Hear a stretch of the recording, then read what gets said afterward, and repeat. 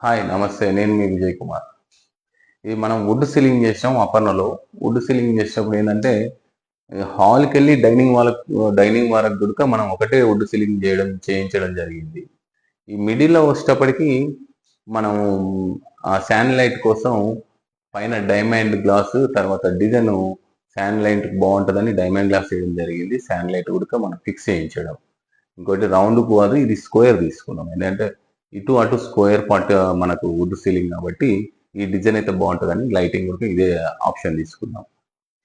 ఇది వచ్చేటప్పటికి మనకు డైనింగ్ హాల్. డైనింగ్ హాల్‌లో పైన ప్లెయిన్ గ్లాస్ ఇయడం జరిగింది. రాఫ్టర్ టైప్ వుడ్ ఇయడం జరిగిందనమాట.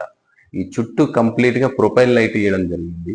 ఎందుకంటే ఈ టైప్ ఆఫ్ వర్క్ చేస్తేనే ఈ సీలింగ్‌కు అందమని నేను అనుకుంటున్నా. అందుకు క్లయింట్ కూడా ఇది చాలా బాగా వచ్చింది అని ఆయన నాతో చెప్పిండు. ఓకే. Thank you. మీరు నా వర్క్ చూసిన తర్వాత లైక్స్, కామెంట్స్ ఎట్లా ఉంది వర్క్ అనేది ముందుగంట మీరు కామెంట్స్‌లో తెలపండి. ఎందుకంటే మీరు అది ఇస్తేనే నాకు కొద్దిగా బూస్ట్. ఓకే. Thank you.